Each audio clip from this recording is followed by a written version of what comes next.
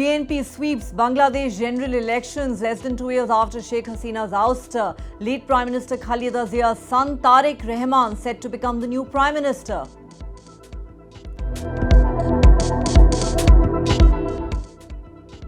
The Prime Minister's office in Delhi gets a new address. The Prime Minister's office shifts out of South Block on Raisina Hill. Prime Minister Modi unveils the Seva Tirth complex, which will house his office, the National Security Council's Secretariat and the Cabinet Secretariat.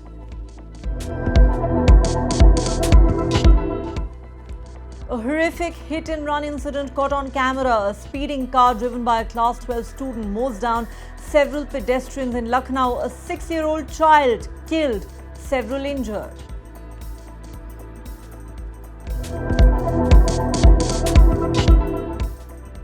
Reports say jailed former Pakistan Prime Minister Imran Khan has lost 85% of his vision in his right eye. His lawyer says his repeated complaints to jail authorities went unheard.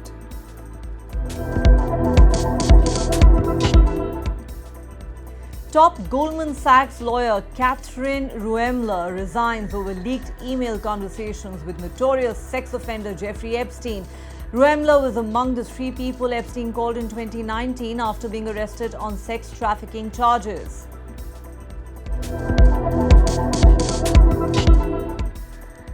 Former US President Barack Obama issues a stark warning on Donald Trump's decision to repeal a scientific finding on climate change, says the move would leave Americans less safe, less healthy.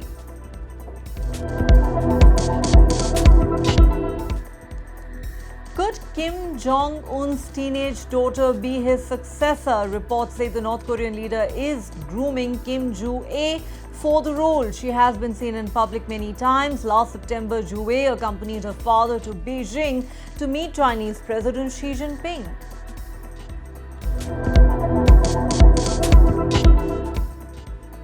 Bollywood actor Ranveer Singh gets an extortion threat on WhatsApp. The Dhurandhar star security is beefed up as the Mumbai police investigate the suspected role of the Lawrence Bishnoi gang.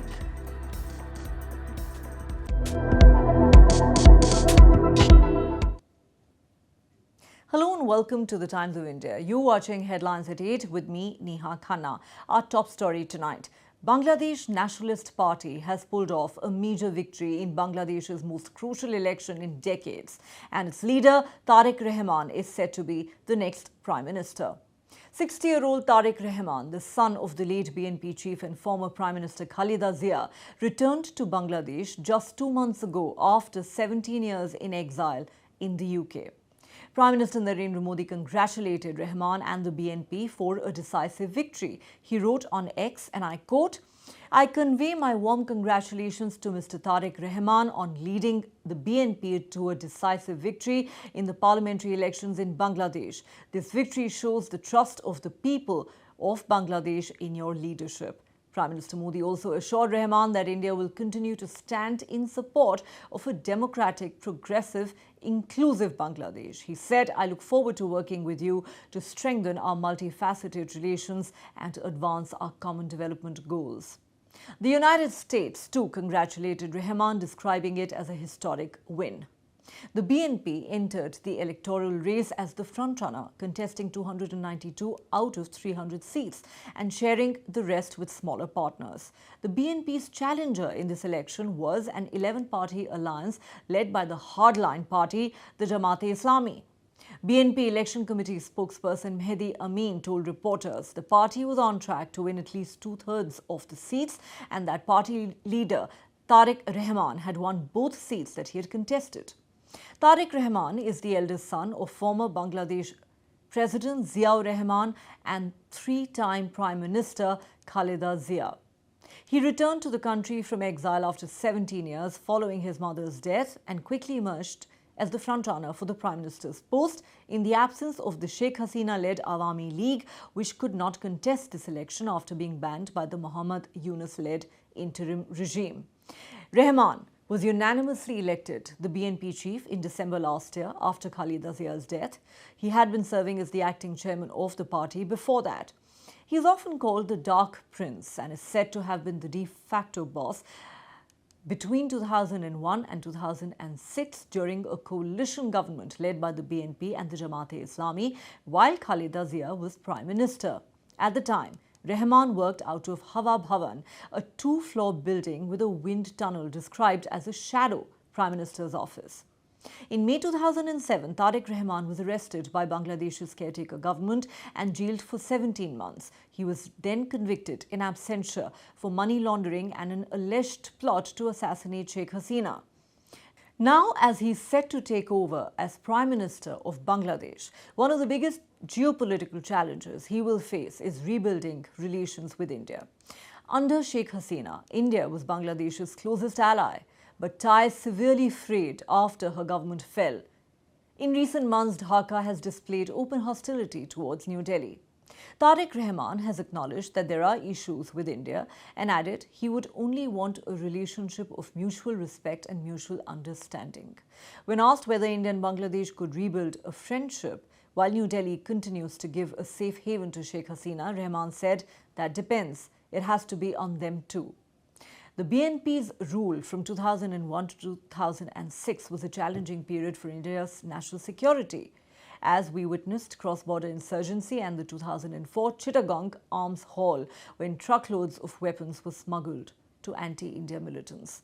However, Tarique Rahman has called for a reset and pledged continued counter-terrorism cooperation, the Teesta water-sharing resolution and protection of Hindu minorities. But the BNP chief's Bangladesh First doctrine has raised questions and concerns about what relations between the two countries may look like in the days ahead.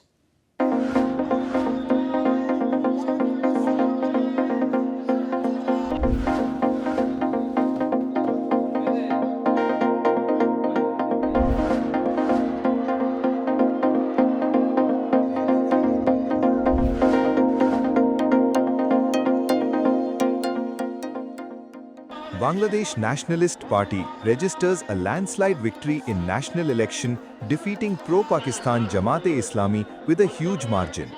Tarique Rahman, the leader of BNP and son of late PM Khaleda Zia, is set to become the next Prime Minister of Bangladesh. This is first national election in Bangladesh after the dramatic 2024 ouster of Sheikh Hasina as the PM of the country. Her party, Awami League, was banned by interim Bangladeshi authorities and Hasina is in self-exile in India. The Bangladesh Nationalist Party, the BNP, and its allies are leading in 181 of the total 299 seats according to early trends. If the numbers hold, this marks a decisive return to power for the BNP in a dramatically altered political landscape. Prime Minister Narendra Modi congratulated BNP chief Tarique Rahman, saying the result reflects the people's trust. Modi added that India will continue to stand with a democratic, progressive and inclusive Bangladesh. Meanwhile, Jamaat-e-Islami conceded defeat. Party leader Sheikh Rahman said Jamaat would not engage in politics of opposition merely for the sake of it and pledged constructive participation going forward. However, controversy has already erupted. The National Citizen Party, part of the Jamaat-led alliance, has alleged tampering of results. The NCP, which won 5 of the 30 seats it contested, claims it has clear evidence of manipulation targeting the 11-party alliance. Party spokesperson Asif Mahmood Shoji Bhuiyan has urged the Election Commission to audit disputed constituencies before the final results are declared. The election day itself was marked by violence. At least 72 people were injured in 14 separate incidents across the country. Tarique Rahman, returning to Bangladesh after 17 years in exile in the UK, has reportedly won from both Dhaka 17 and Bogura 6, according to unofficial results. But even in victory, the tone remains restrained. Rahman has requested that celebrations be postponed out of respect for his mother, former Prime Minister Khaleda Zia, who passed away before the election. The party has instead called for prayers in her memory. The long queues forming as early as 6 a.m. on polling day, voter turnout signaled high public anticipation. Now, as Bangladesh awaits the final results, the 13th parliamentary election could mark the beginning of a new political chapter, one shaped by shifting alliances, unresolved tensions, and a nation searching for stability after years of turbulence. Tarique Rahman, returning to Bangladesh after 17 years in exile in the UK, has reportedly won from both Dhaka 17 and Bogra 6, according to unofficial results. But even in victory, the tone remains restrained. Rahman has requested that celebrations be postponed out of respect for his mother, former Prime Minister Khaleda Zia, who passed away before the election. The party has instead called for prayers in her memory. This is a very great news for us because you know there is no people's government in Bangladesh last 17 or more years. So that's why this is very good opportunities and good luck for Bangladesh. And I hope this government will do something good for us, something better for us, the political stability as well as the economical development, as well as the public health, as well as the public opinions. This should be the new government priority sections. I hope so.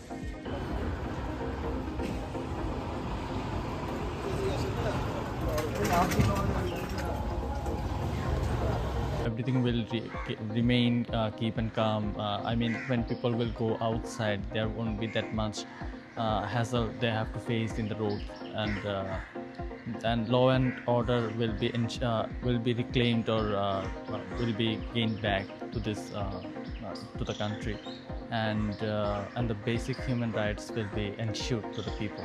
So that's what I expect from the new government. মানে আল্লাহর মতে জিতছে, আমরা খুশি আছি। আমরা যেন একটা করে খাইতে পারি, আমরা দেশটা যেন ভালো হয়, এটাই আমরা দোয়া করি। উনি যেন আগে যে সামনে আরো ভালোভাবে আগায় নিতে পারে, অনেক উন্নতি করতে পারে, এটাই আমরা চাই।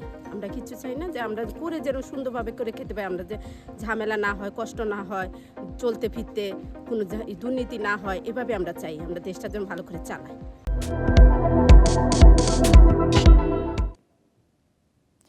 A video of Lucknow's horrific hit-and-run case has emerged showing the speeding car driven by a Class 12 student, 21-year-old Gaurav Singh, ramming into a motorcycle and hitting several pedestrians.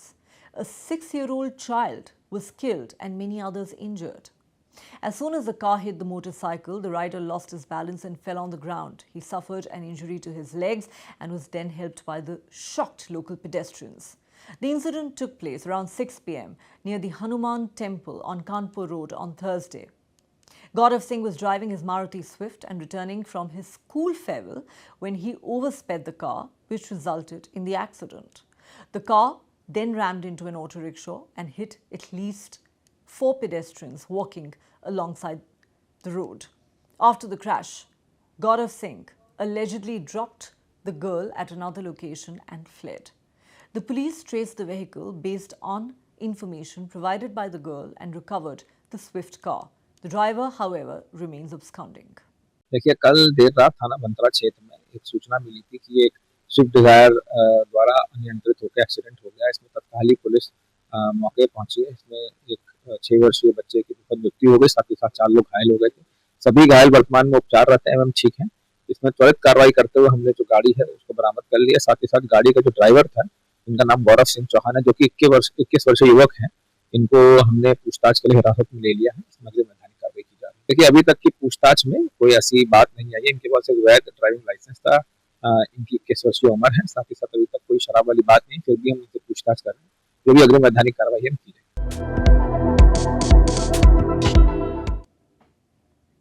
Imran Khan has lost 85% of his vision. That's what the latest news reports say. Pakistan's jailed former Prime Minister has told a court-appointed lawyer that authorities at Rawalpindi's Adiala jail repeatedly ignored his complaints about deteriorating eyesight and that he is now left with only 15% vision in his right eye. Advocate Salman Safdar, appointed as amicus curiae by the Pakistani Supreme Court, visited Khan in jail and filed a detailed report about his living conditions and health on the 10th of February. In this report, Safdar writes that he personally observed that the 73-year-old leader appeared visibly perturbed and deeply distressed by the loss of vision and the absence of timely and specialized medical intervention. Flagging the gravity of Imran Khan's condition, Safdar wrote that it is imperative that the seriousness of the condition be independently ascertained without delay. He recommended that the leader of the Pakistan Tehreek-e-Insaf be examined at the earliest by a team of expert ophthalmologists. Following Safdar's report, The Supreme Court on Thursday ordered Pakistani authorities to set up a medical board to examine Khan's eye and allow him to speak to his children. Imran Khan, who was arrested in August 2023, was initially kept in the district jail in Attock and then moved to Adiala in October, where he has remained in solitary confinement. During the meeting with the lawyer, the cricketer turned politician said he experienced rapid and substantial loss of vision from October last year, which he repeatedly reported to jail authorities, but his concern was neither taken seriously nor addressed. He added that he subsequently suffered a sudden and complete loss of vision in his right eye. Last week, jail authorities had said that Khan was briefly taken from prison to a hospital in Islamabad for an eye procedure, sparking concern among his family and supporters. The PTI complained that they were not informed in advance and alleged that the former Prime Minister was being denied proper medical care.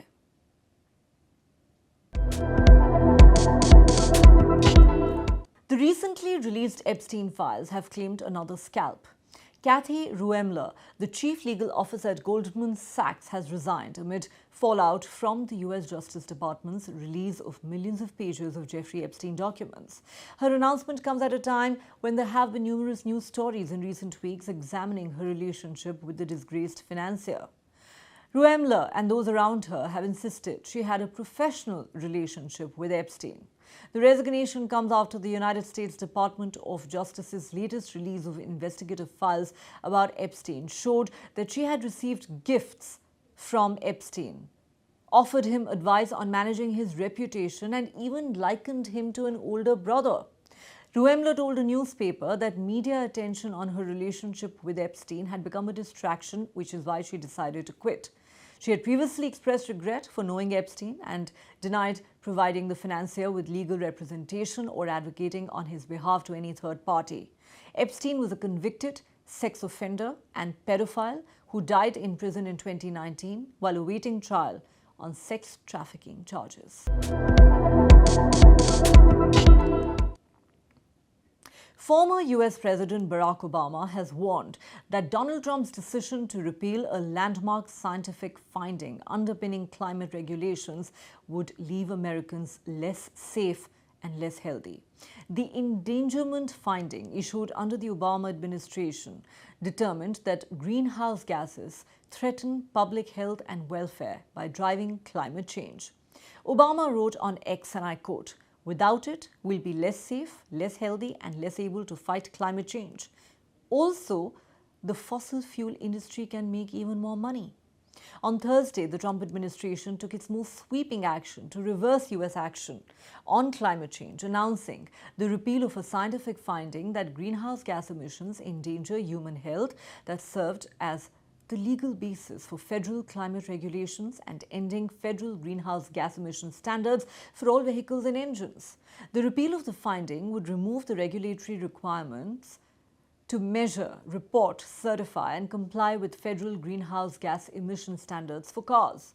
The move comes after a year of implementing a string of regulatory cuts and other actions intended to unfetter fossil fuel development and stymie the rollout of clean energy in the United States. Trump, while announcing his decision, said, and I quote, "Under the process just completed by the EPA, we are officially terminating the so-called endangerment finding, a disastrous Obama-era policy that severely damaged the American auto industry and drove up prices for American consumers." A young teenage girl shrouded in mystery and intrigue could very well be the next leader of the isolated hermit nation of North Korea.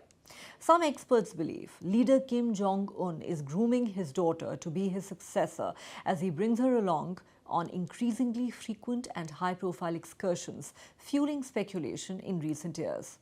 The exact age of the girl, believed to be named Kim Joo-ae, is unknown, but she is widely believed to be in her early teens. The succession theory has been boosted further after South Korea's spy agency said it believes the dictator has entered the stage of nominating her as his successor. The National Intelligence Service delivered this updated assessment in a closed-door briefing with lawmakers who later shared their findings with reporters. Besides appearing at significant events, Joo-ae now appears to have expressed opinions on some measures in policy. That's what the NIS has said. None of this has been officially confirmed, and much remains unknown about the Kim family. Little information comes in or out of North Korea, one of the world's most closed off and repressive countries. But intelligence agencies watch closely for any events that might offer a clue, especially on the future of the Kim dynasty, which has ruled North Korea for generations. Western experts believe Kim has 3 children and that Jue is the middle child, though there is no way to verify this. The world first learned about Jue's existence in 2013 when American basketball star Dennis Rodman made a controversial visit to capital Pyongyang. He later told a newspaper, and I quote, "I held their baby Jue and spoke with Kim's wife as well." Jue remained hidden in the shadows until her first public appearance in 2022 when accompanying her father as he oversaw the launch of an intercontinental ballistic missile. Pictures that stunned the world showed Kim holding the hand of a young girl with bangs and a long ponytail against the backdrop of a towering missile. More public appearances came in the following years, including at such a parade in the capital where she gazed at rows of ICBMs. Her first public trip abroad came last September when she accompanied her father to Beijing to attend Chinese President Xi Jinping's military parade. Jue is the only Kim child with any visibility, with state media regularly addressing her as beloved daughter and dear daughter. If Kim has any other children, they have never been shown in public. Some experts, however, dismiss Jue's public appearances as a PR stunt. They say Kim's other children may well be chosen as his successor instead, and it could be a deliberate choice to keep them out of sight for now, preserving their anonymity and allowing them more options in education or training.